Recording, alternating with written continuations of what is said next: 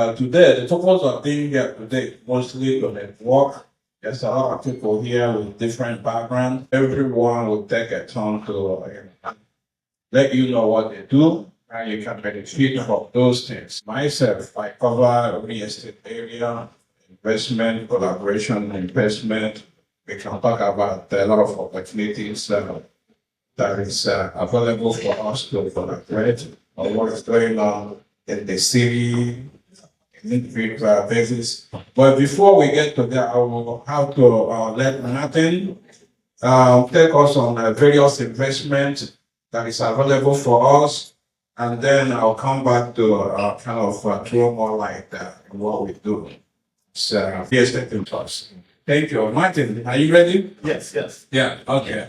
Thank you. Martin came all the way from Florida, and he's very, very good at what he do. So, Martin, the floor is yours. Thank you very much, Chidi. Good morning, everyone. It's good to be here again. I was here in December, and I met a few people here. Met Coco, met Shiv, where's Mr. Joseph? Met Mr. Joseph, met David, and so a few familiar faces. And again, the reason why we are doing for this community, that's the reason why we're here, is to understand how business owners and some of them to be solopreneurs, and some of them just work somewhere. But it will be good for us to understand how money works in America, how you work in money, how you plan that. When at what time, at what age point in time do you think you focus on what investment? At what point in time do you focus now on work preservation? So those are the two things I'm looking for today. I'm going to show you a few case studies for you to understand how some segment of America has been using certain strategies and procedures to grow well, to amass wealth. I actually titled this "Amass Wealth Without Wall Street." How do you make money without being in Wall Street, or participating in Wall Street without being in Wall Street? So we're going to get started. But before we get started, I want you to bear in mind, how many business owners do we have here? If you're a business owner, put up your hand. Is it a partnership or a solopreneur? Is your business a partnership or solopreneur? Some partnership. Some partnership. Solopreneur. Okay. The second question I want to ask: how many people have 401ks? Put up your hand if you have 401k. Don't tell me the exact numbers. Okay, don't tell me the exact numbers. Just approximate numbers, right? How much are you contributing in your 401k every month? Like the company is matching, right? Yeah, the company is matching actually, but approximately how much are they taking from your paycheck that they match? 20%. About 20%. 15. So I'm probably getting like $1,000 or $2,000 or $3,000 from your paycheck every month I'm matching. We're not getting into numbers right here. Just an example, right? The assignment I will give you today is when we leave here today, go and check that 401k for how many years you've been contributing into it, right? And then see how much money you have grown. Okay, that's an assignment. And if you think in that 401k for 10 years, I just want to go take a quick look and see how much money is there, right? If they were taking, let's say an example, they're taking $1,000 from your paycheck every day. If they are matching 100%, that means $2,000 is going into your they're funding in every month for $2,000. Go back and see if you've contributed for 10 years, if you have $40,000 or not, right? Everything being equal, the money should have doubled. That's the first assignment. The second question I want to ask is, how many people know that you can avoid paying taxes to federal government? Okay. Why is it only 2 people, right?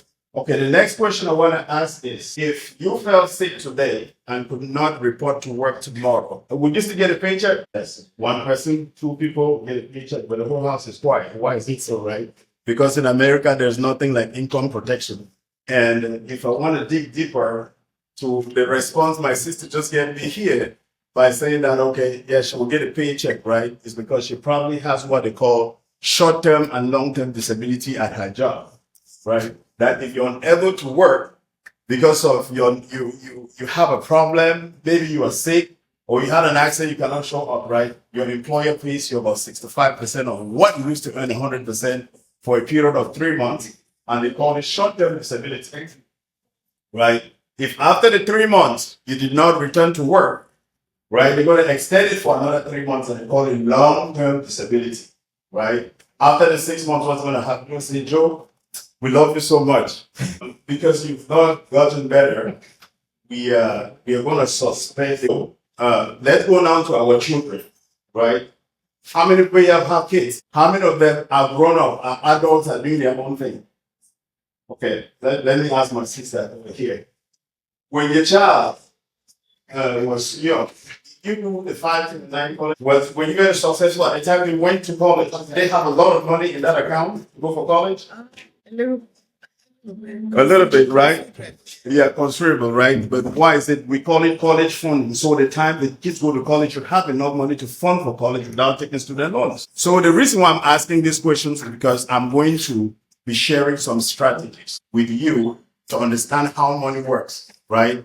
We're going to compare and I want to thank Chidi again for putting this together, because if you came here with your credit card, I want you to put it in the back of the pocket very far, because we're not going to collect no money from nobody here. It's just educational with the purpose, the objective of this is to educate you and for you to know how money works. We're not here to charge you just to show you what's available and the things that you can do with your money. So the objective is what? Financial literacy and nothing else. So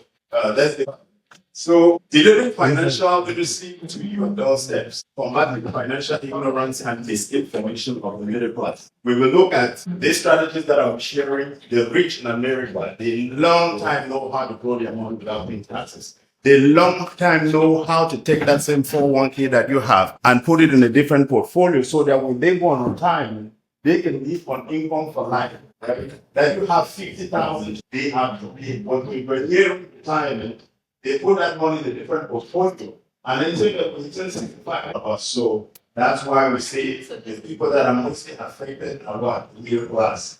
So let's move on. Another big question. Did you know that 95% of Americans end up broke? 95% of Americans end up broke. But we start work in this country most of the time at what age? 25. We work for 40 years, one of the time at 65 or 67. Can you imagine after working for 40, 50 years, and then you retire, bro, and you have to depend on a social security to live? Or you have to go back and pick up a part-time job at work, go at Walmart, and work until the last day you die. Warren Buffett, that we also once said that if you have not found a way to make money while you are sleeping, you're going to work until the last day you die. Look at the statistics. When you look at the statistics, 1 out of 3 Americans have 0 retirement savings. So are you going to live with more retirement? When we right now you're 10K, and then we move on to those that we can classify like the upper class. 13% they have about $300,000 in or more in coverage, right? So you can see with my mouth. Let me ask you a question. Most of us sitting here, standards of living in New Jersey are higher than Florida. Orlando area. Life is more expensive than there. So most of you here are six-figure income earners. You're 6-figure income earners because of the standards of living. Now, if you want retirement and you have all you have saved all the time is 300,000. How long is that 300,000 will last? That's supplemental income. Before you know it, you're gonna run out of money. I'm here to show you how you're gonna understand how you can live on income for life until the day you die. So it does not matter where you are right now, financially, or who you are, we can give you expert advice. Your business owner. The business owners that are here, what do you have in place of continuity of your business? Right? There are different insurance products for continuity of business. Let's say, for example, you're a business owner. It's a partnership. Both of you come together and you start a business. And then one partner became disabled or died. What happens? What do you think is going to happen? The family of your partner are going to run out of the business. Either we're going to sell it, so we'll take our portion, or they want to try to shut down the business. Right? But they are policies set before a buy-sell agreement where you take a type of life insurance policy where it covers both partners so that if in effect something like that will happen, that policy will pay off the family and then now business is going to be, the projections that the business is going to be 20 million in 10 years. Now, you take over for 20 million on each person, the other factors going on with 3 million and you contribute business. Since the COVID, a lot of companies have also suffered from what we call high employee turnover. What incentive are you giving your employees so that they can do your business like theirs, right? When they want to take your business to increase productivity, there are solutions where it's a tax write-off. So you offer those solutions to your employees so that they should see an interest to work for you and take your business. The result is going to be what? Higher productivity, cut down in costs, and then more profitability of that business. It is a tax write-off for you at the end of the year, so you don't really have nothing to lose when you offer that benefit. Those are things that we will go down in details, right? Whether you're in the stock market, right? The reason why I told my friend, what's your name, brother? Richard. The reason why I told Brother Richard that I'll give you an assignment to check this 401k and tell me how it looks because his money is work in the stock market. So how do we get you to the position where you are capturing the stock market, everything that's happening in the stock market, but you are guaranteed never to lose a penny? That's the strategy I'm going to be showing you today, that you can participate 100% in the stock market, but never, we guarantee you right that you will never lose money. Whether you're in real estate, like my brother Chidi, we can show you portfolio diversification, right? Real estate is a great business, right? But I used to think it's the greatest business that existed in America, right? Until I knew other things that are available. So people who are in real estate, they can do portfolio diversification with some suggestions that I'm giving you today. And then whether you're a student, we'll talk about college funding. You're a medical doctor. How many medical doctors or how many people in the medical field can put up your hand? Medical field? Yes, my sister over there, my brother here, they're all in the medical field. Most of them, a lot of book, many years. Medical school, what is it, 12 years? 8 years, right? But all they know is to take care of us, of our health. But when it comes to finance, they don't know what to do. So we are here to offer solutions, right? Whether you're a veteran or you're just an employee working for a company, they are solutions that we can offer you. How to legally leverage the US financial system to your advantage, right? I thought I'd skip this. Let me just put this slide. So, how does money grow? I'm originally from Cameroon. Who's from Cameroon here? Who's from Nigeria? What? Am I in the wrong place? So when I left Cameroon, I thought that money grew on trees, right?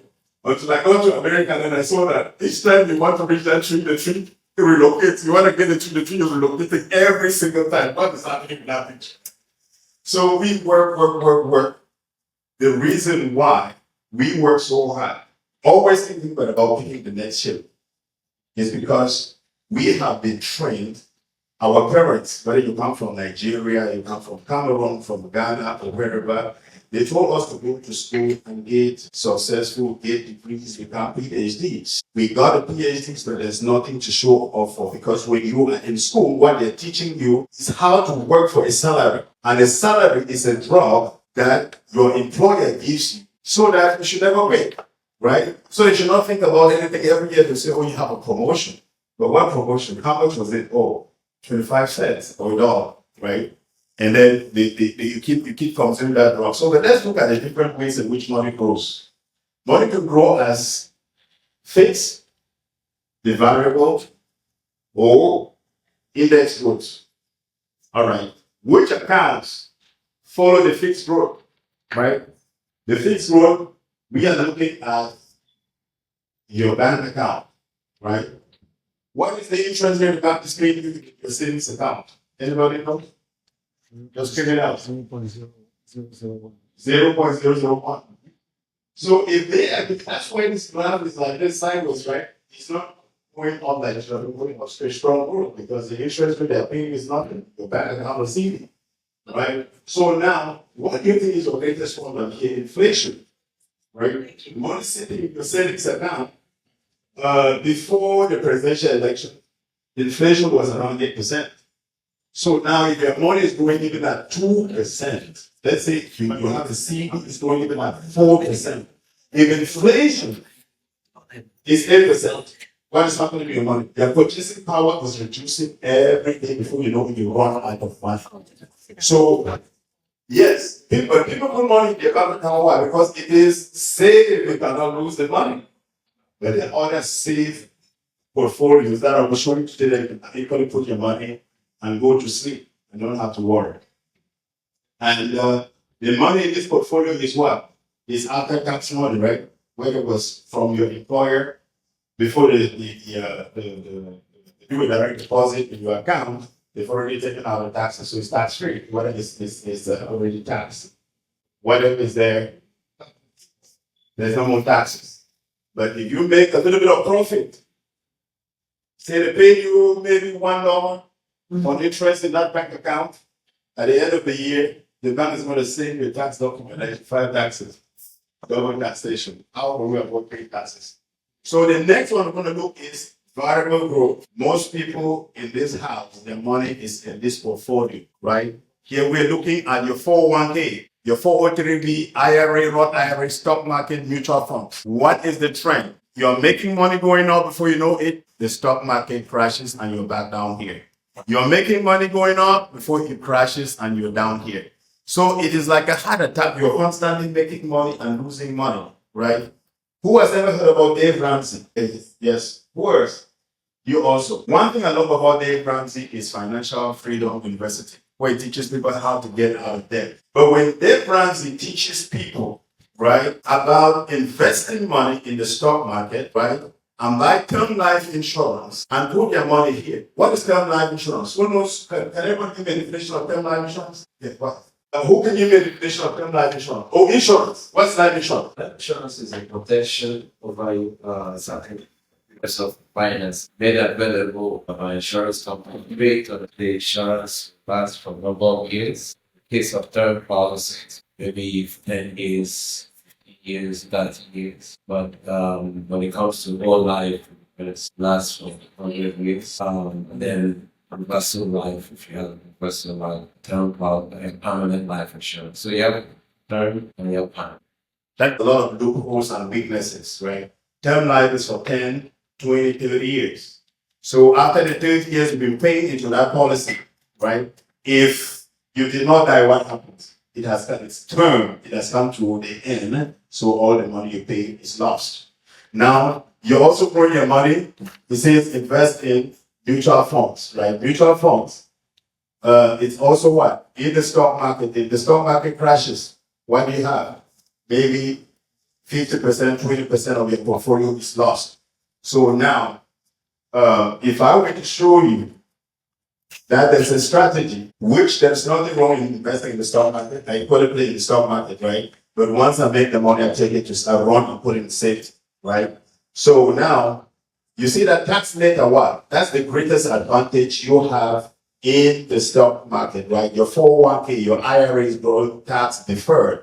So they're promising you that you will pay the taxes in the future. So you're making profit on it now. But let me ask you the question. Does anybody know the future of taxation in this country? Nobody knows. Yeah. Nobody knows the future of taxation. So your tax bracket right now could be 10%. And in the next 5 years or 10 years, you are 30%. What did you just do with your money? You lost an extra 10% in taxation if you knew that there were portfolios that you can grow your money tax free. So it's all about planning, right? And we are not here to tell you to put your money anywhere else. It's solely educational, and you are the one to call the shots, right? But what if I were to show you a strategy? Watch this. Every 5 to 10 years, the stock market will crash. Something will happen to the world, and people will lose money. But when you look at this, you saw that I just erased the negative market, right? The red lines that were going down disappeared. What if I were to show you a strategy where you can only capture the dip and never lose money? Would everyone want to do that? I want to hear a general amen. Yes. Yes, everyone want to do that, right? To show you a strategy to do it. Now you're going to spend this. You only catch when it's not like 50% you catch it, but it's going down 30% you don't lose a penny. Every time it goes up. So what is that strategy? That strategy is called indexing your money. In an index growth account, this is what happens. This green line Okay, you see this lock? This lock connotates the fact that if the stock market is crashing, you lock all your gains. You started from here, you're rising up here. If there was something 3 years ago, nobody knew that Russia was going to attack Ukraine. And when they did that, you could lock the money. And then when the market starts going up, you go up with the market. If something is happening, you lock your gains and never losing money. And you keep going up. There are only two portfolios that follow this trend. And those two portfolios is called what? Cash value life insurance and fixed index annuities. We're going to look at their futures shortly. And so in this portfolio, part of it is zero tax. Who wants to stop paying taxes when they make money in this house? Everybody, right? If we could avoid paying taxes, we will make more money, right? When you file income taxes every year, right? You have to pay a portion of income tax. But we are not here saying that we should not pay taxes, right? We're just saying that as strategies where you can avoid paying taxes completely. These are actually IRS tax codes. The 7702 Plan A and B, where you can actually plan and avoid paying taxes. All right. So now let us move on to look at the futures. It's a little small, but I just want to share this with you. The first one is your 401k. Your 401k already has two benefits, right? Growth potential. You can capture the whole market, and then tax deferred growth. Those are the two advantages. The rest of it, anything happens, you can lose money. And so these are the disadvantages that the 401k has. Because of time, let me just take it all the way to the end, right? If out of these 14 futures, we have 14 futures, right? There's your 401k scored 2 out of 14.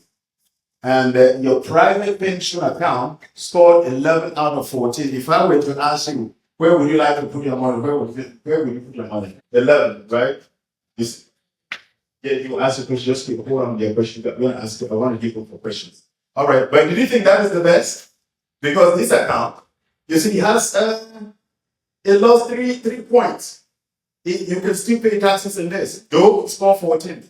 But let me give you, I think, the best for last. You can see that portfolio, cash value life insurance. This is the portfolio that the rich have used for generations to accumulate millions and billions for the rest of their life without knowing, without losing money, protecting their estate, and so on. We are not going to get into estate planning because of time. We should have gotten into estate planning and talk about trust, talk about your wills, talk about debt management, debt relief, talk about all those other things, right? Talk about legal issues. We're not going to get into that because of time. But again, I just want to thank you for listening and giving me this time. But then know that the reason why most people fail financially is because they do not have a plan. If you don't have a plan, that means you are planning to fail. So let us take action. Because of time, I'm going to stop here. But this is just to give you a tip of the iceberg, to sit down and showcase stories on how you can leverage all these things, grow your money, have that money in your 401k, move it into a different account, moving 100,000 today and leave 100,000 the rest of your life, and leave millions behind to your family. So thank you, Chidi, again for the opportunity, and thank you guys for listening. That's all I had a question. If you have a 401k and who uses the market trading and all that, let's say the market crashes, right? Are you losing the entire investment account, or you may lose part of the amount that was invested in trading? Once you have money in your 401k, if the market crashes, you are losing your account value. So meaning that your principal plus the interest that has been accrued over time. So if the price was 5%, you want to lose 5% of it. Another question? I just want to find out if you can explain a little more about the cash value income account and how, there's this system where, are you a real estate? We have a real estate expert here who's going to answer all real estate questions. Okay, because I want to find out how you can have a real estate, like so you build an equity for the real estate guy. If you build an equity and you can now borrow against the money that your house have accrued, without paying tax and use it as a rollover to another house or something like that? How do you get that rolling over? Like for food. Excellent. This is the expert. He's been in real estate for 50 years. I'll talk about. For 15 years. Not. Because it's like it's like a gin. It's a gin that was transferred to Love it here. Yes, go ahead. No, you just got to the juicy part at the start. We were hoping that, you explain, even if it's 2 minutes, a little bit about the cash value life insurance. And the Okay. index Because and the as soon as you index. get there, you stop. I mean, Okay, what I'm gonna do is, we wanna do a one-on-one consultation even after this. If you have time, we can sit down in the corner, because we have a lot of. Martin, since they're interested in answering that question, can you answer it? So maybe. No, if to answer that question, it could dig into her privacy. Because we're HIPAA regulated, there's certain questions that we can answer and some we cannot answer. But the thing is, indexing your money, when we say you're indexing your money, you are participating 100%, it's general, in the stock market. Let's say the S&P 500 or the Morgan Stanley index, with the Morgan Stanley combines the S&P 500 and the NASDAQ, right? You are participating 100%, but the thing is, some of the portfolios, you have a cap, some of them are uncapped. If you're on cap portfolio, that means that if the stock market gets 20% this year, we're crediting you 20%. In the cap portfolios, let's say the S&P 500 is capped at 12%. So if it was the S&P 500 that year, the S&P 500 did say 20%, they're going to pay you at 12 because your cap is 12%, and then the rest of it, the whatever these companies they do will end with that. So, and we work with about 50 companies. There are companies that have been in business for over 100 years, some of them 200 years. So that's why we say when we talk, we give the disclaimer that we're not touching a credit card. It's about moving your money from one company to another. We don't touch your money. So, but on a one-on-one, I'm going to break down the details so you can understand. Any other question? All right, thank you very much. All right, let's clap for Martin. Again, Martin will be sitting around. The purpose of this gathering is actually a place where we can connect. We have a lot of business partners here. There's people that have made it possible for us also to keep organizing this. I'll give two minutes to all these people to kind of talk about what they do and how they do it and the opportunities that come. Then, lastly, then we'll talk about real estate, how we go about it, how we can collaborate, how we can, review other secrets behind real estate and every other thing going on, city of Newark and Avent in particular. So, okay, you can, after you, okay, and then come to her, and then let's do it quick, two minutes. Good morning, everybody. Sir, good afternoon. My name is Oge Adebayo, and I am a child of God, first and foremost. Then I am an energy expert. Can you hear me? Yes. Okay. I am an energy expert by profession, particularly in the renewable energy sector. And then I'm here to tell you or educate you in 2 minutes on how to save money, especially with the current economy. So we just heard from our financial guru who has explained to us where we're at financially, where we're at with the inflation, and how every day our spending or purchasing power is reducing. Now, I don't know how many of you know this. How many people live within North Jersey? So Newark, Irvington, and the area. A lot of us, right? So how many of us use PSE&G or JCP&L? Okay, so I'm sure you guys got the beautiful emails or text messages or blasts within in February stating that this beautiful government has then implemented a whopping increase in electricity tariffs. I'm so sorry that this is happening to us, but from June 1st, for PSEG, you will see an 18% increase in your tariff. And for JCPNL, you will see a 21% increase in your tariff. So you can argue with your keyboard, argue with your landlord, argue with anyone you need to argue with. But unfortunately, you either pay or you get a light cut. But that's where I come in. So I'm a solar expert and I am gonna be here and I'll be able to explain everything that you need to transfer. Now, the solar does not remove you from your utility company. Please know that.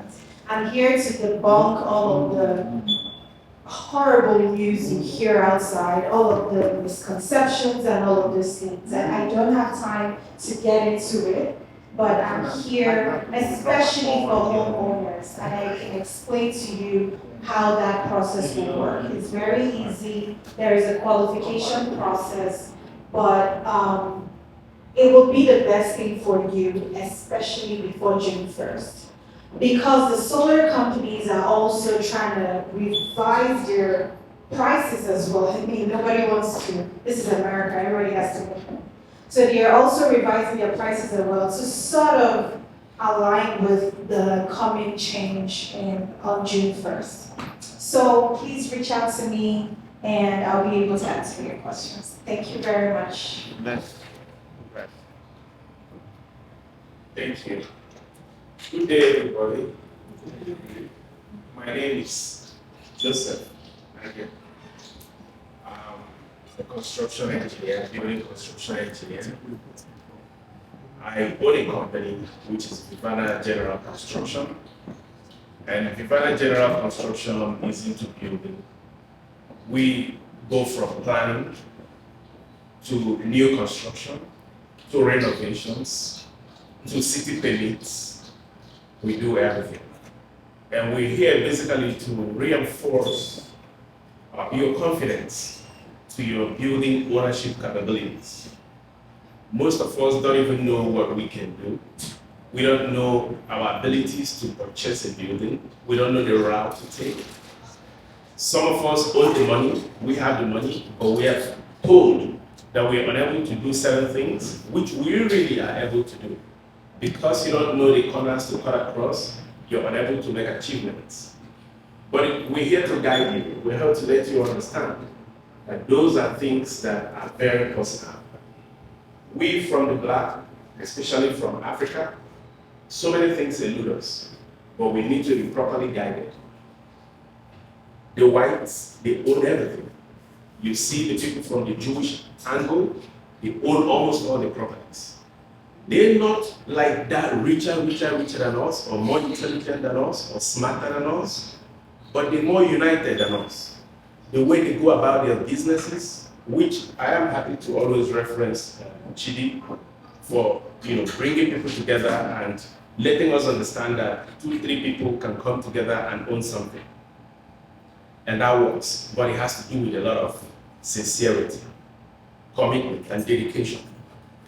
So on the aspect of construction, we give you the best.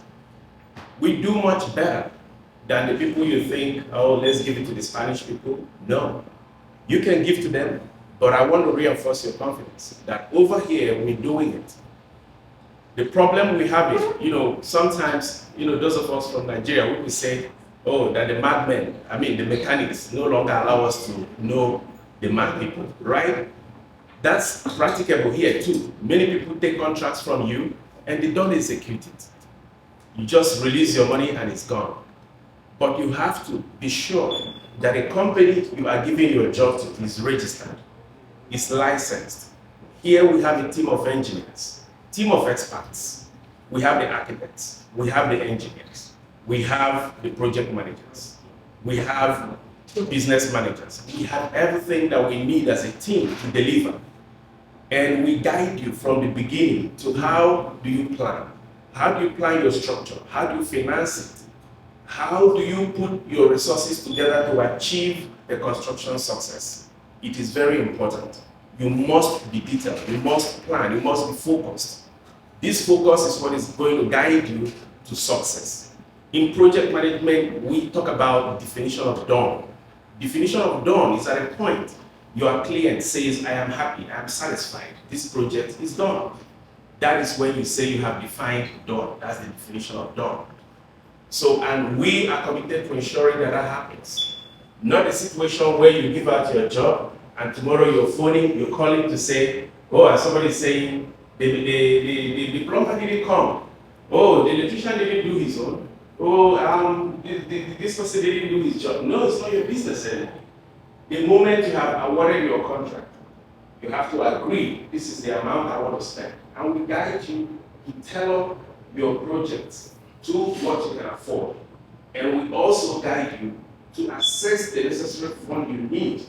And we also guide you to see that the work is being supervised to excellent performance. So please, I am right here. I'm going to give out my cards, give out my numbers. Whatever you need in the construction industry, I am here to deliver. There is nothing impossible as far as construction is concerned. Thank you.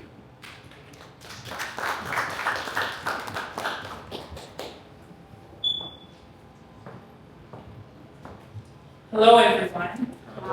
My name is Alexi Hall. I'm an exterminator. I'm the bug lady.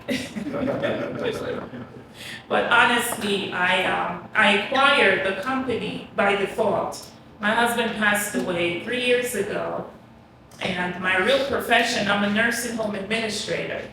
So I'm putting my real profession on the back burner, and currently, I'm literally out in the field killing bugs. So, Chidi also, right? I'm his exterminator. I'm not killing one, I don't want to kill you. So basically, it's predator exterminated. We do basically commercial, residential properties. I'm licensed for New Jersey. So now spring is coming up, winter is about to go out the door, and I know there are a lot of real estate owners, even if you're a tenant, you own properties, multiple properties, or you're just managing, I'll be here, I'm giving a 50% discount if you sign up today. When I say sign up, not to tie you into a contract, but at least to schedule a treatment for your property. So there are a lot of other companies out there, bigger, better. When I say better in regards to more financially stable, the difference with me is I'm a female, first of all, a black female out there in the field, but I do care. I sincerely care. And I'm not just out there trying to make a buck, trying to make a sale. At the end of the day, yes, you want to make profit, but you also want to make sure that your customers are satisfied. So I'll be sitting here, and again, the name of the company is Predator Exterminated. It's been in business for over 24 years, but I recently acquired it 3 years ago. Okay? All right.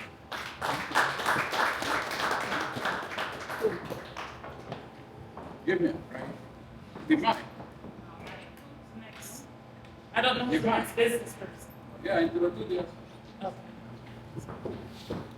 Okay. My name is Emmanuel. My company is Divine. I have different companies that goes with the name Divine. Divine is Divine Advocate. So we're actually into different services. We're into also retail services too. We're into the hospitality industry, and we're actually into business incorporations. We do notary services, we do certifications, we do ordinations, people that want to get married, we do officiate weddings, so we do a lot of services. So we locally based here in New Jersey, and if you just want to reach out to us, and then we should be able to share if you have information. Thank you. Yeah, give me a key. Yes, our store is just right here by Airport on Springfield, opposite American Kids. It's called Divine Discount Center and the Divine Integrated Services. So we have the other companies under the same umbrella. So we do retail services, food, clothing, shoes, wireless services. We want to do activations, we want to put in your lines, we want to cover your lines, we want to do like repairs, your devices. Just name it, whatever, the wireless services we do, we just all out for all manner of businesses. So we're open to all businesses. Thank you. Yeah. Key. Okay. Good afternoon, everyone. Good afternoon. My name is Chidi Onoko. I am a financial professional. My business is actually called JJ Jaira LLC, JJ Jaira Tax Professionals and Accounting, Bookkeeping. So we offer various financial products. I've been in business for, I would say, 5 years now. It's a wonderful experience. So we offer accounting, bookkeeping, payroll services. We also do taxation, individual taxation, corporate taxation. We also offer health insurance services, life insurance services. And then we also market health care, herbal health products as well. So we're here for you. We support the community. We thank Chidi and Co. Thank God for this kind of opportunity to gather together and be able to showcase services to our community. I think this has come to stay. We are proud of what he's doing, which we know that success is our final destination. So if you have any questions regarding accounting, bookkeeping, taxation, doing your taxes, health insurance, feel free to reach out to me. Thank you. Yeah, ladies and gentlemen, Coco is going to introduce herself. After that, we will have little refreshment, and then we'll talk about estate investment. Good afternoon, everyone. I just wanted to say hello. Right, for the most part, I think I've met most of you. My name is Coco Shelton. I am partnered with New York Life.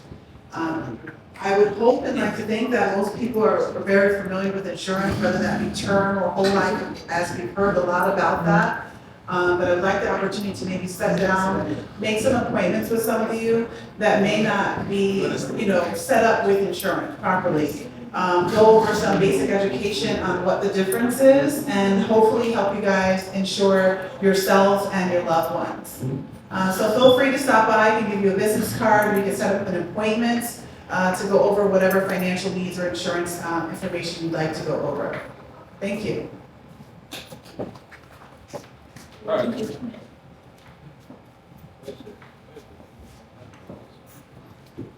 All right, let's eat and drink, and then we swing into it like we have like what is the time now? 1:35. 2:5. Huh? 2:5. Yeah, let's take 10 minutes to just network a little bit and eat, and then we do the final drive.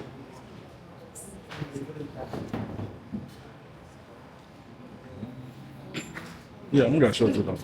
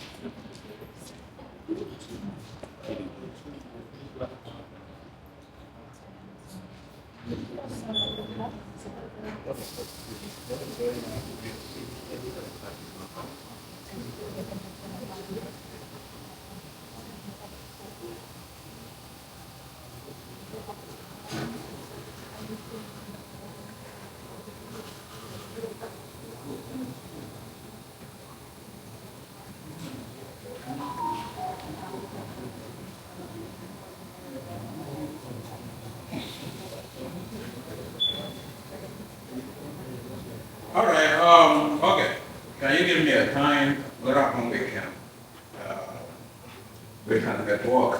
So, the purpose of this gathering today, the big picture I want everybody to take home is, this is a networking event where we collaborate, share information, connect with different people, different businesses and services. Having said that, I want to talk about opportunities in real estate, opportunities in this area that we live.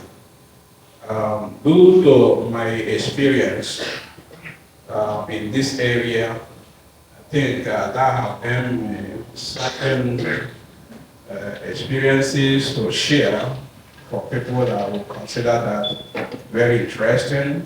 How many people have been in the US for 30 years, over 30 years?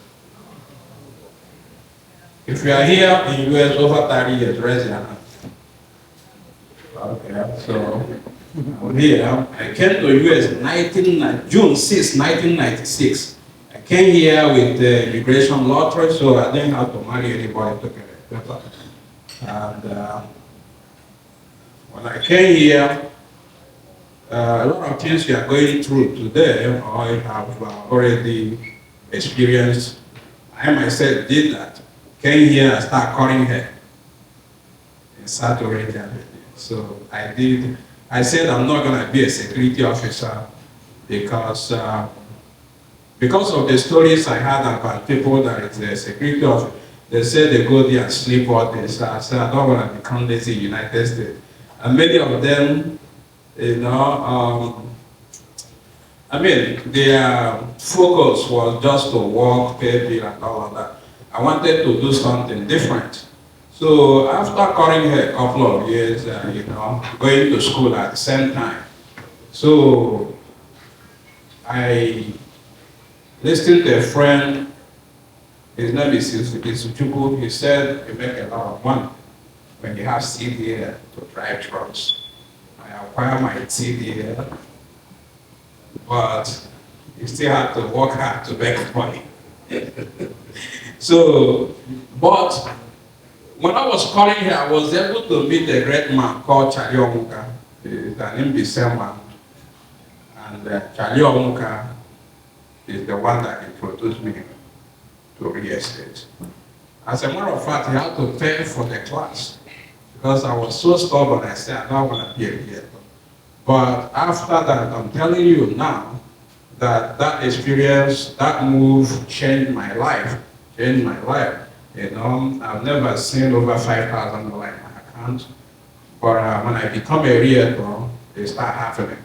So, well, what I want us to get from today's talk is to see what other people are doing, what we are doing, and what we can learn from them. Now, when I become a realtor, my focus was just to hustle, meaning go and sell the house and get commission. That was my primary purpose. So I did well. I was hustling in the street of Newark, Avington, anywhere the house is. I sold a lot of houses and made good commission. But what changed? What changed is that a Jewish man called and told me, go to Newark, if you find houses that is $60,000, $100,000, bring it to me, I will buy it cash. And I will renovate those houses and I will give it back to you to sell so that you can make better commission. Because if I sell a house of $60,000, $100,000, I only made $600 or $1,000 commission. The commission wasn't that much.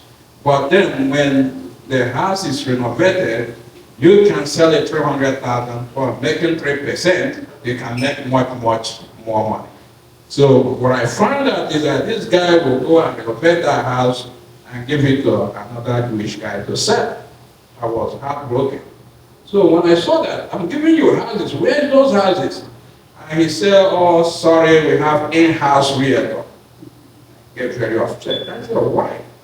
I said, okay, you know what, going forward, you are in-house realtor, have to go and look for houses for you. I'm not going to do that anymore.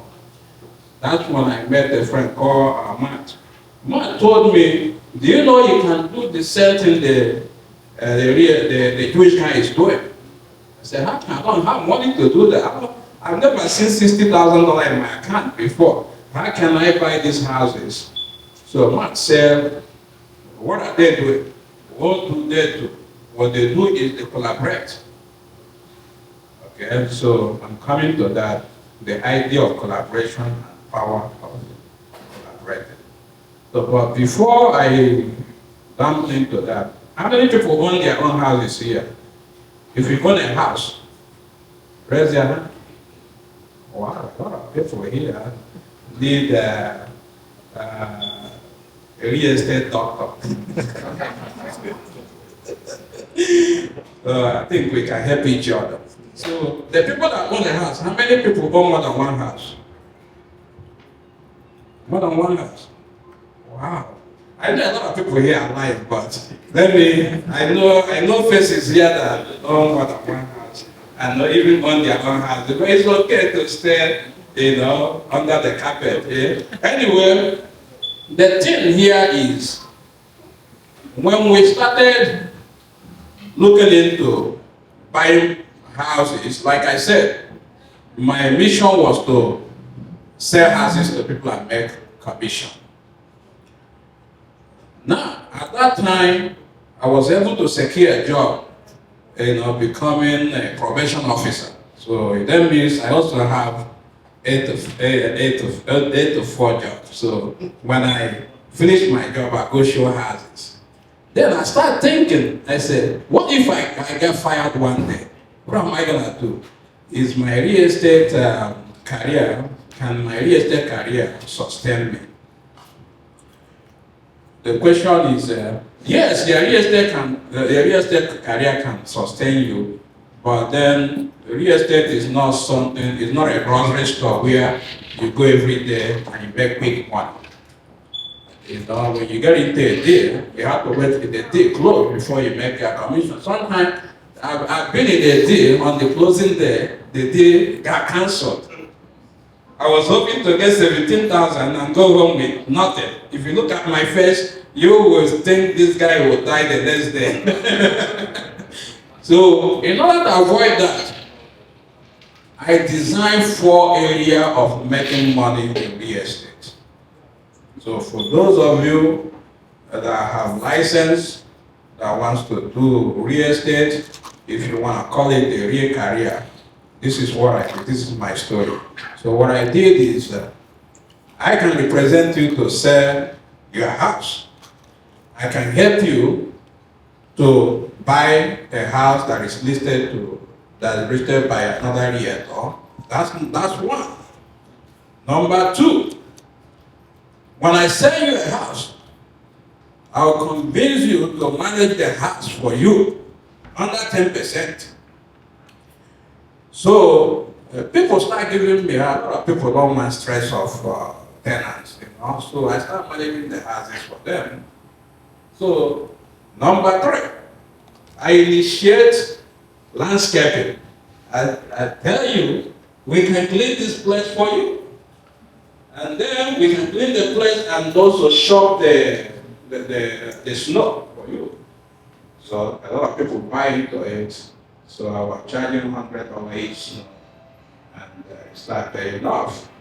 Number 4, which is major, is to start collaborating with certain people. The same Jewish guy, now we are competing with him. When we see houses and having for 50,000, 60,000, I go and call 3 or 4 people, we put money together, we'll buy it and we'll fix it and we'll sell it. Now, that is where I started seeing money, you know. So that's the idea of collaboration. With me, I can't do it, but with 2 or 3 people, you'll be able to do it. So when we start doing it, you know, we are kind of getting a lot of houses fixed and sell, fixed and sell. That's how I met Kevin. That's how I met a lot of other people I do business today. I was calling meeting Nigerians and other people I know. Guess what? My Nigerian brothers wouldn't listen to me. The Ghanaian guys actually are the people that took advantage of this. They started sending money in. Just like they said, Jesus Christ is not recognizing his own time. But other people were able to get this message and they took advantage of it. So after doing it and then we raise money, we say, well, you know what? We can also collaborate to start buying houses and keep to rent. So, is there any house showing there? No. No. That's not happening. Did you see the house? No. Sorry before. Like, what is your house? This still not showing. Recast again. Recast again. Windows and key.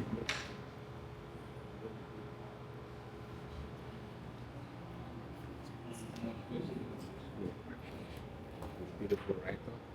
You're gonna be amazed. You're gonna get to it. I want to get you. Oh wow, hold on.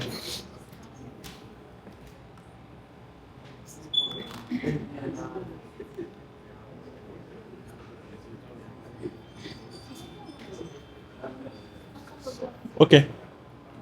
Okay.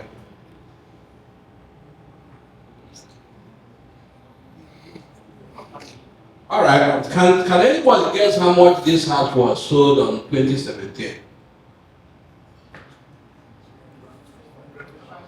Huh? 325. We bought this house 230,000.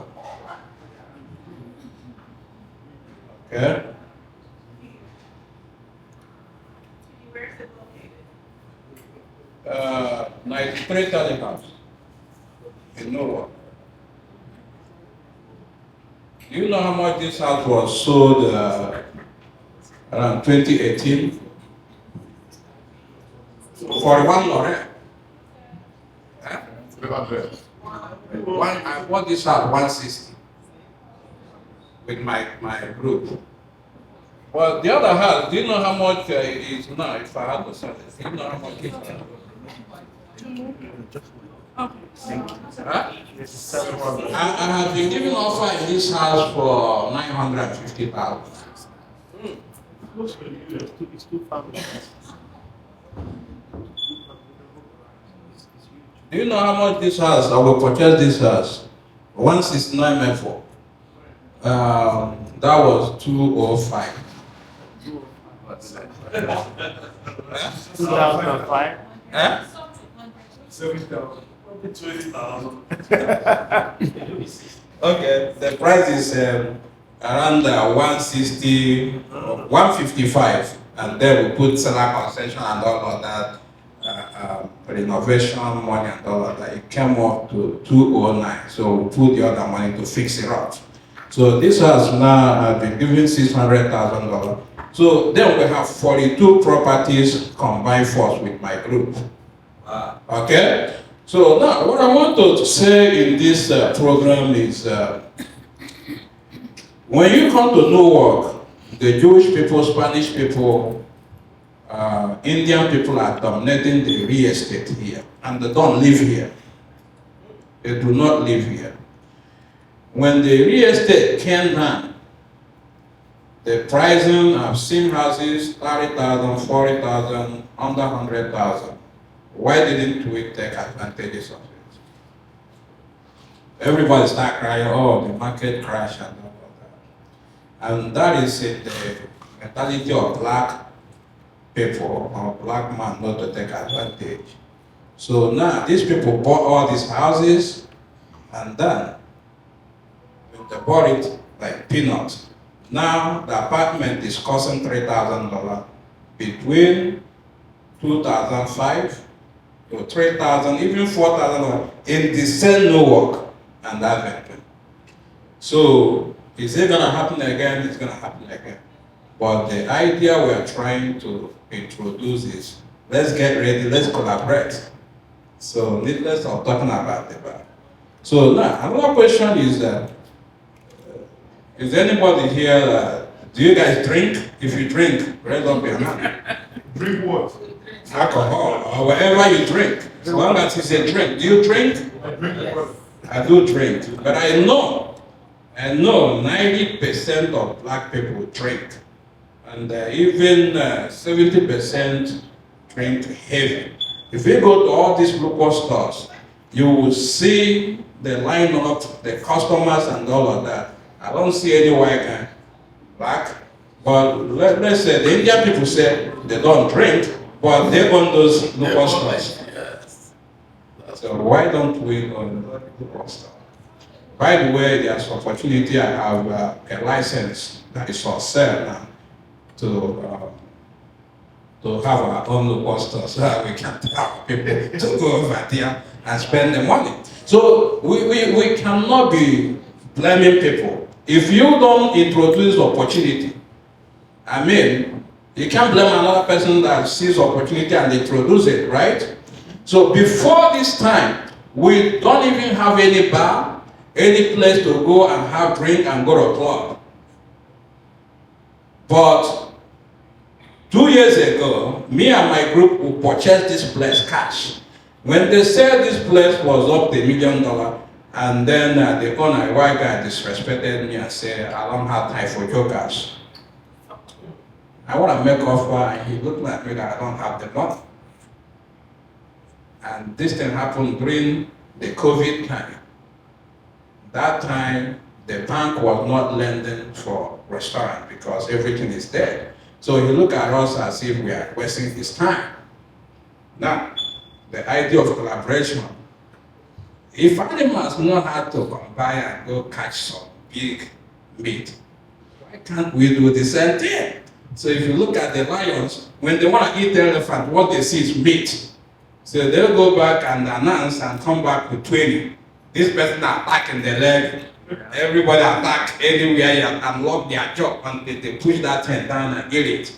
That's how every other person is doing this. We are the only people that is not doing it. Individually, we are great. See these people here, they are lions. Individually, they go and get their money. But put two people together, trouble. But we have managed to do it. I have 13 different groups. The less group I have is 3 people. We have never quarreled. We can disagree in ideas and all of that. Why are you very scared to combine forces with somebody? I don't know. You may have very good excuse for not doing that. I know a lot of people.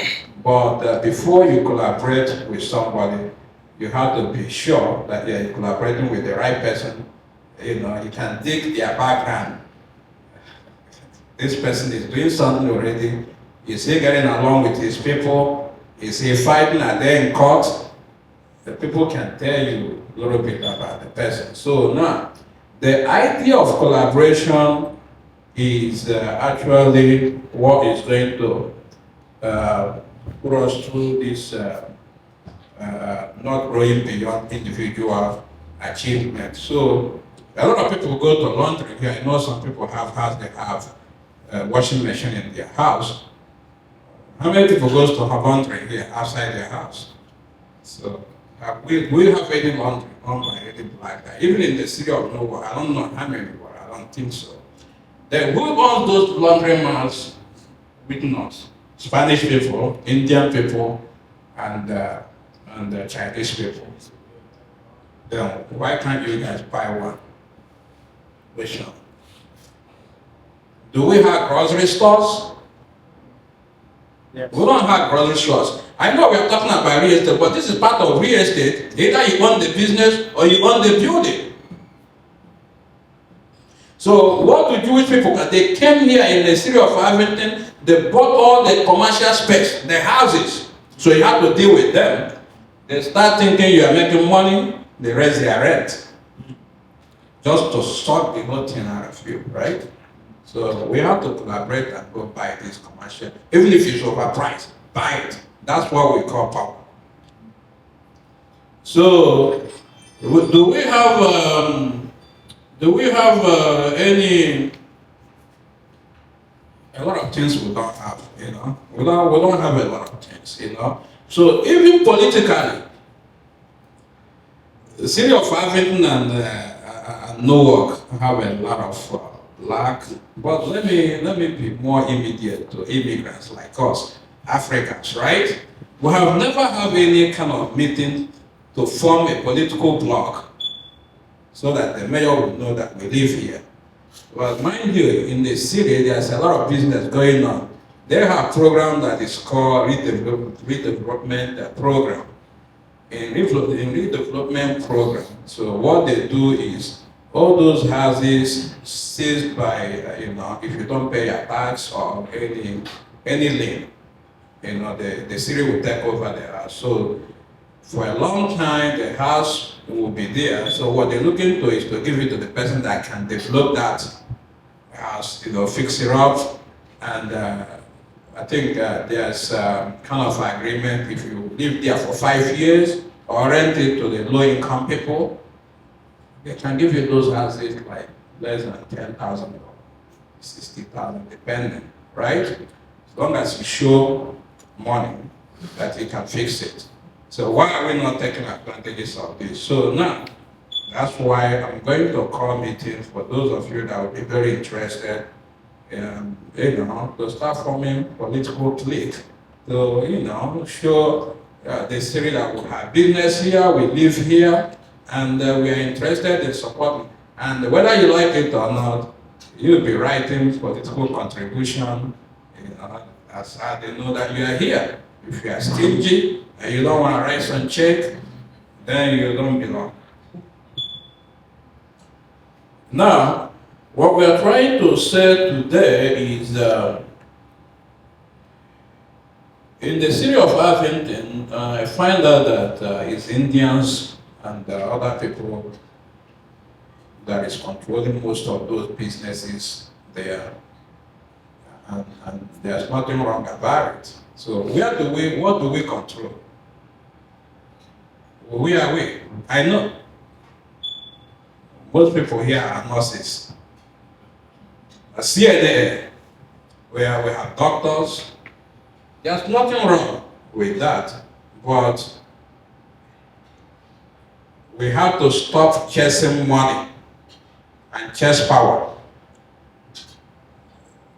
An explanation is this. We have nurses, we have a group that are called Nurses, what is it called? Nurses Association. For those of you that belong to this organization, tell them, why not the organization form a business link to buy facilities of nursing home. We have a lot of medical doctors. We don't have any medical facilities. Soon, a lot of them will be fired. I have stories of nurses getting fired, licenses suspended, a lot of medical cares getting fired, suspended. You know why? Because you don't have power. Because, you know, too much noise, they'll fire you. You know? So I have 3 grocery stores. I have Origin Newark. Now we just closed on Origin Chicago. Are you going to fire me? I'll do whatever I want. You can't fire me. You know, a lot of my partners here have done something. If they were not partners, I'll fire them in a minute. But I will not fire them. We'll talk about it and keep it going, right? Yes. That's the power of contributing, yes, investing. You can do whatever you want, as long as you don't kill anybody or do something that you go to jail. I have no control over that. But if you do other things, we talk about it. But if the employee do those things, we let him go. And that is exactly what is happening to us every day. So the purpose of this gathering today is we can collaborate in real estate. If you are interested, talk to me. Let's put money together and start buying houses. We'll buy houses like crazy, keep buying houses. Some of you will retire, and the proceeds from those investments can keep you going. Many people that work today, you are too paid to becoming homeless. Yes. If you get fired, you pay your rent this month, you don't have any money. You do not have any money, you know. So, but if you have something, you know, like a lot of questions I got is that, how did you, after becoming a probation officer and then becoming a supervisor, court service supervisor in Superior Court of New Jersey, how did you transit from that job to become self-employed fully? Yeah, this is how I did it for most of you that want to say bye-bye to your job. Please don't quit your job if you are not prepared, so that you don't go blaming me. Because if you come to borrow me money, when I see you coming, I'll be hiding. Actually, I gave myself 10 years planning. So what did I do? Like, I identified in the real estate circle. I sold a house. I represented and also sold the house, number one. I become a landscape. You know, I used to get off a job, change my job shoe, and change and start cleaning people's backyard and you know, clean up. So just my real estate and landscaping. Over this year, I came up with budget.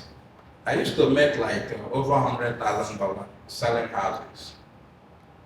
Then managing houses, I used to make like up to $5,000 managing people's houses, taking their stress. And then what I did in management is that I connected with plumbers, electricians, handy guys to my control. So when something goes wrong, I call them, they fix it.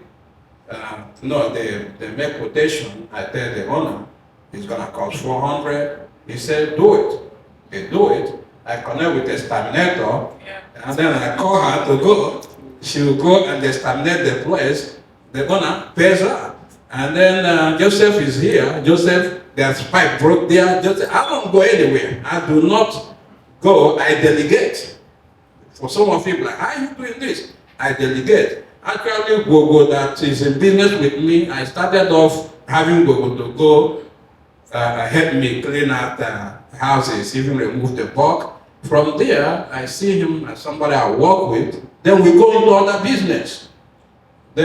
So when I was doing this, I captured real estate at the circle, 4 area of it, sell the house, manage the house, clean the house, partner, flip. Money was coming in this area. If not anything, management was giving me constant money every month. Even if I don't sell house, I'm getting money from management. So after trying a couple of years, it's consistent, right? So then during the COVID, I used my little bike to run around the street. Everything else is closed. Even you can't even see a human being on the street sometimes. Find out that Lucas store is open. People are queued up to buy some drinks. The next thing is the grocery store is still open. I say I'm going into a grocery store, you know. So me and Gogo start chatting about opening the grocery store. Actually, somebody else called me and said, go show me a space in Ivington Center. I like that space. I said, what are you going to use it for? He said restaurant. So when I showed him the place, he started complaining that place is nonsense, you know, it's too much thing to do. After he left, I called Gogo, I find a place. You know, I said, I find a place we can do restaurant here. So Gogo said, okay, we can do it. The next time I came back, I said, why can't we put the grocery store here? Gogo said, you are out of your mind. We have my 12 there, we have Oyibo. He said, why would you establish this? I said, everybody can have turned to run their own race. And he said, but I don't have experience in grocery store. I told you that I grew up in grocery store. I was born into grocery store. That's what my mother did. That's what my father did.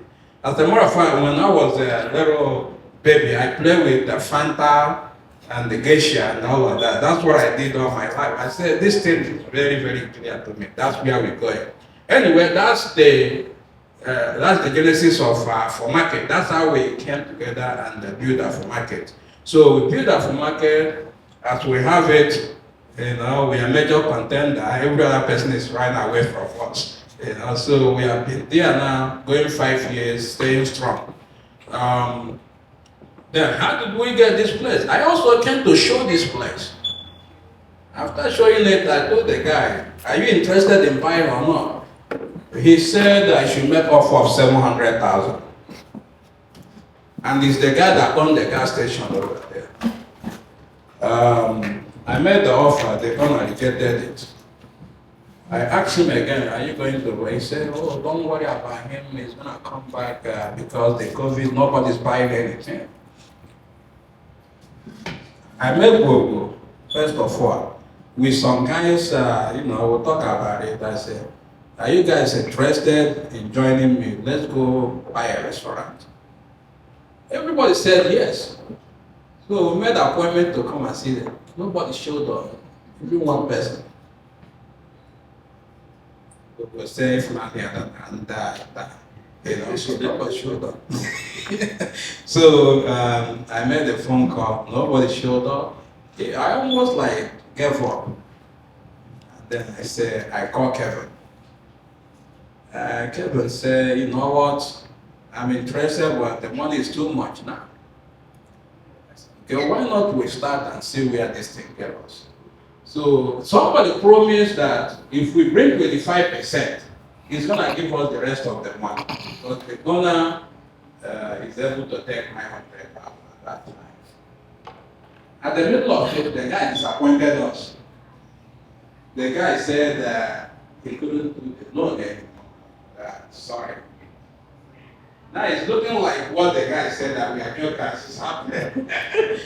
So what I did is that night I couldn't sleep. I said, you know what? Collaboration. I started making some phone calls. The next person I called is DJ Good Noise. DJ Good Noise promises he's going to book me.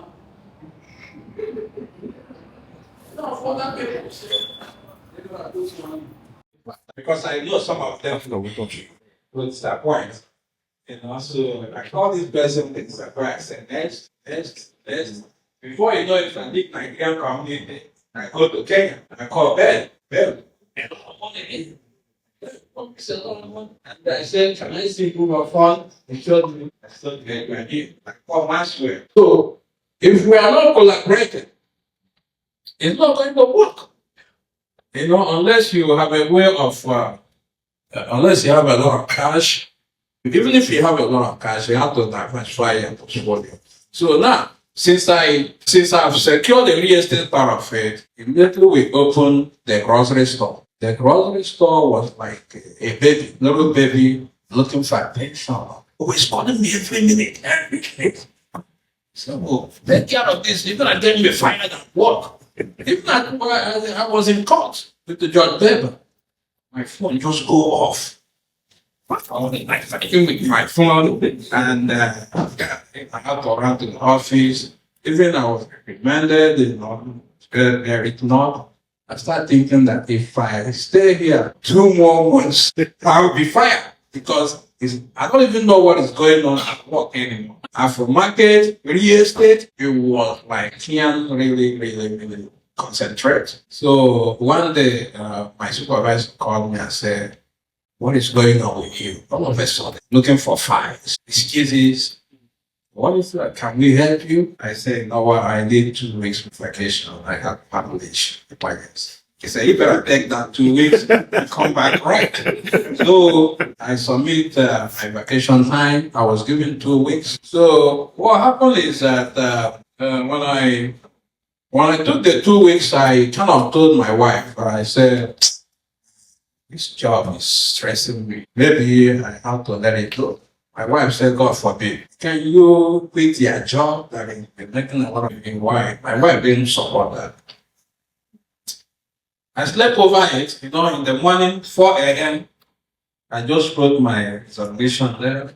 I put the date, exactly the day I supposed to come back from my vacation. That effective that day, I'm resigning my position. So I sent it in. What I say? You are out of your mind. You are 18 years here. You only need like 6 more years to have full retirement. I get fired and lose everything, right? So, but 18 years, I'm still entitled to my pension. I just have to get the age. So then the day I'm supposed to go back to work, I'm relaxing. The day I resigned, right, I looked like little baby, like my life. I was a new person. So anyway, that's how I quit my 9 to 5 or 8 to 4. But I have to prepare for it. For those of you that wants to let go, you must make sure that you soften the abandon so that you don't have to quit your job and then meet different type of problems. Now, for those of you that is planning to buy a house, it's very simple. I advise anybody, don't buy one family house first. It's complete, it's not business-wide. Unless you think that is the only thing that is going to comfort you, that is just, they don't care about the investment, they don't care about real estate. So the idea is, when I bought my house, I bought 2 family houses. First, I live in the basement. I rented the other side. Rented money 10 years, My mortgage was like 800 at that time. I was collecting 16, that's 200, and I wasn't paying for it. By the time, 10 years, you should see my bank account, I was like dancing in the street like, I mean, inside me, I had some good savings, So after this, I went back. Because I had 2 family houses and I lived in Abington all this time, I told the bank that I don't like the streets. Some people were getting robbed, my kids are scared. So they let me put 5% for another 2 family houses. So I was able to secure another 2 family houses in Howard. Is that a reason to Yeah, get a you can do that. So I went back again to buy another family house that is the 643 Avenue. And they told me, no, they said I have to bring 25%. I had somebody that cooked up something there and all of that. I was able to put 10%. We bought that property on the list. It was short sale. We bought it $240,000. So, by the way, I bought it $240,000. After 2 years, I sold it for $560,000. Then when I went to the 4th one, that's when they said, no, I must put 25%. Anyway, I got a deal for 20%. I convinced my wife, she put some money, we had to buy that one. Then after that one, I had to collaborate to go. Then what happened is that if you buy one family house first, bank doesn't agree with you anymore to go buy 2 families. They look at that as investment. How can you go from one family house and you want to go live with people? No, you have one family house, unless you want to live from one family house to another one family house far away from where you are living, telling them that it's a better area. And then they can allow you to either put 5% or unless you refinance and make the other one conventional, and then you can put another 3.5%.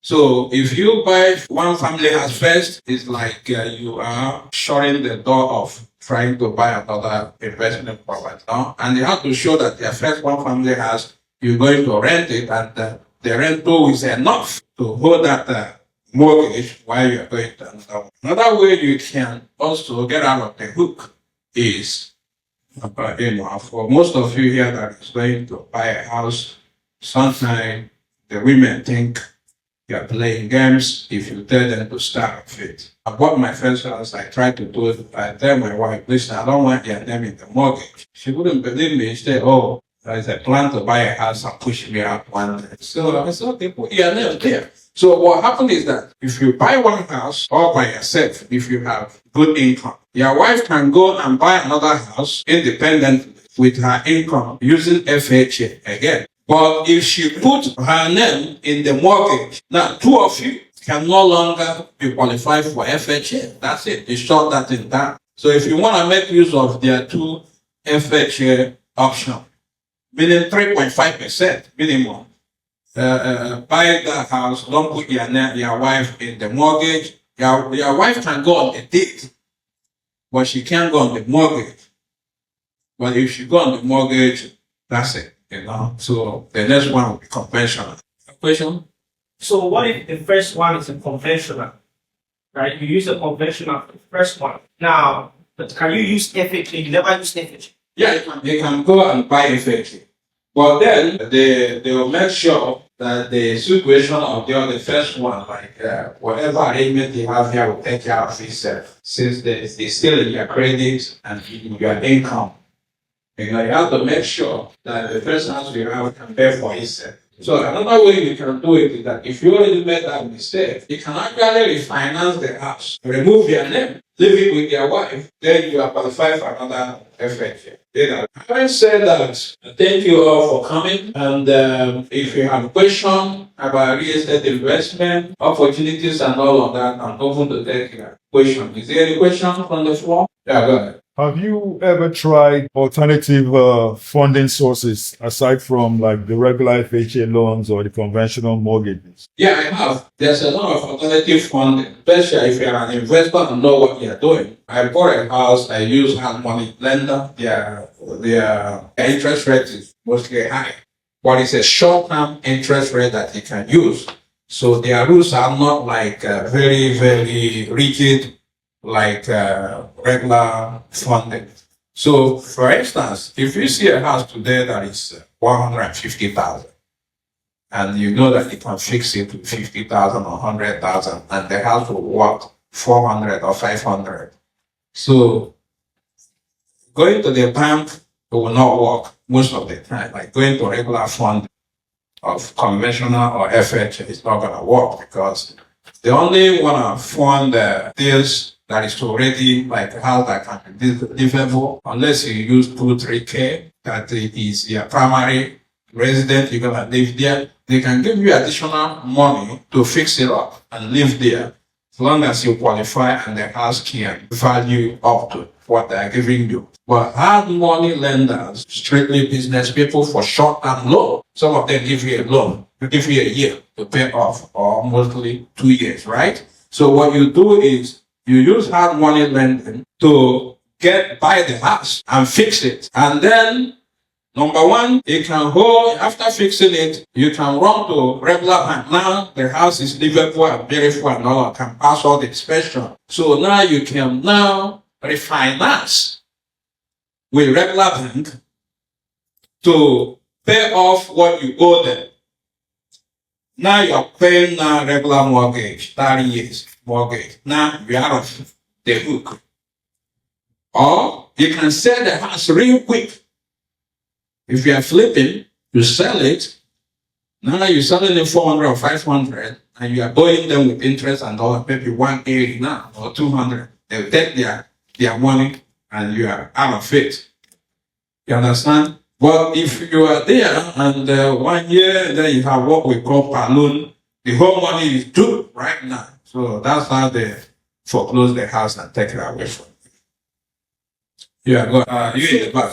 So you use FHA, right? Someone has a professional. I mean, FHA is usually very weak as compared to someone who has a professional, because you control the money and what you want to buy.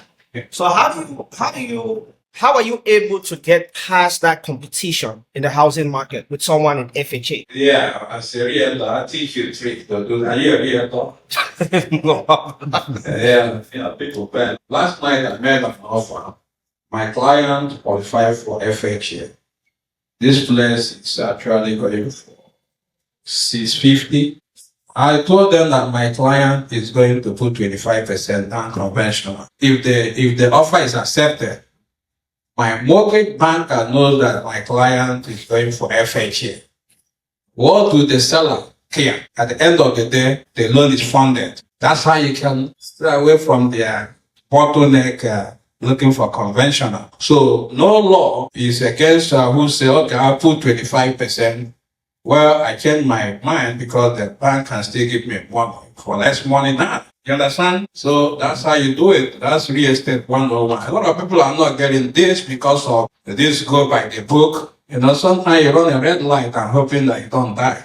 You know, so if you're in real estate, there's a lot of ways you can do the business. Now there's shortage of houses in this area. There's a lot of competition to get deals. 2 ways to get a deal is what we are doing now. Could you imagine if we have a couple of high-profile realtors here, that is our friends? What's going to happen? If you get a house to list, you call me. You have a client. That's what these guys are doing too. There's collaboration in everything. We're just not like networking. So my friend that is white guys, Spanish guys, they close a day before they even list it. Can you list my house? Yeah, I'm calling him. You say you have a client, right? But list it just for formality. That's how we pump in the offers. Nobody talks to you. So because they collaborate in the inside. Well, guess what? Our people that is selling their house every day, we're selling it for them. That is that problem. So that's why I say committee of friends is nonsense. So committee of friends, when your mother died, committee of friends, when some shit is going on, you call me to pay money. But when you want to sell your house, the Spanish people and white guy is trusted more than me. Smart one. So you call me when something bad is going on, but all the businesses that is going around us, we don't give it to each other. We don't, you know? So we have to change this attitude, otherwise we are killing ourselves. You only remember me, I'm going to so that I can come spend money. But the thing that is giving me the money to come and spend in our community, you're not giving me that opportunity. Who is getting attention in all these photos when somebody died? Oh, my country. But if you say there is no business that is coming on, nobody talks to you. They look at it, even they will delete it. Sometimes I feel like I don't want to be like me. So what I learned this year is that if you are not very, very beneficial, if we are not beneficial to each other, I cut you off. So you guys should stop doing. Most of us here are so bad in supporting each other. Then when it goes around, if you support me, I support what you're doing, and we keep the money home. So how can we be so disadvantaged all over the place? The only thing good is we keep it. You know, I mean, I'm not telling you not to support somebody when they're bereaved. But while we are doing that, we can replicate that in business too. In supporting each other's services, businesses, and all of that. You know? So, a lot of people that have business here can identify with what I'm saying. You have a lot of friends, but none of them are beneficial to you. Because when you want them to patronize their business, they go somewhere else and give. So, our company, I know a lot of people that sold their house, all their houses this year. Who did they give the deal? People I have friends, oh, can you come for our housewarming? Warming. You know, talk all the time, man. You bought a house? Oh, negotiate, man. So you get you know, you telling me, oh, you know, I just like, it was just opportunity that came up. But you have been hunting for houses all this time with the white guy. And then you're telling me to come to the housewarming. What a nice guy, you know? So, it's painful. I've seen this over and over again. Black people are not supporting black businesses, especially us. There's a lot of jealousy. I remember there's one of the governor that, the governor of my state, Imo State, when he was there, the teachers were protesting against him. And he was asking them, if I don't be the governor, is it your father and your mother will lead you? You know? So everybody have their own strength. If I'm able to establish business, you're able to have other services and all of that. We are not competing. You have what I need. I have what you need. Everybody have their own strength. But why are you coming from your land telling me you have grocery store, you have holding and I got more? If you want to die, you die. I don't care. Yeah? So this thing just piss me off sometimes. You know? If you want to die, you die. I will keep going. Until such a day that I'm no longer here. It's my strength that I've just go and watch some TVs and do all that nonsense. So I'm the one risking everything, risking the first time my blood pressure is going up because of a lot of businesses, which is good, but we'll learn to do the business and play at the same time, But if we're in the community, please let us support each other. That's the message. That's the message. Rent to own. Rent to own. Can you elaborate a little bit on it? Rent to own properties. That was happening when real estate was so juicy. There was a lot of houses begging for people to buy them. Right now, there's nothing like rent to own. You can see some of it in the commercial real estate that is a lot of money.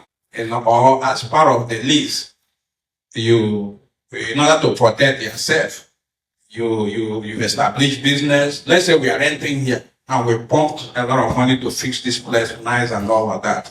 During the lease, we want to protect ourselves by saying, first of all, rent to own means first of refusal, right? Right of refusals. It then means the landlord will ask you first, do you want to buy the place because I'm going to be selling it? Then if you say no, he cannot go. So he cannot all of a sudden come to you and say, sold it to someone else. Being a seasoned investor, when you make profits in real estate, there are taxes that you're obligated to pay in terms of capital gains and so on. So how do you manage? Because Uncle Sam is a very mean person when it comes to taxes. How are you able to organize that part of the business so that you are in compliance when it comes to stuff like the capital gains tax off of the profits that you make from the deals? Yeah, I touched on that when I was talking. But the best way to do it is, let's say I have 9 properties, right? I have 9 properties that I bought, the most expensive 200. Many of them are 800, 900,000. I can go, instead of selling it. This is what you guys are doing.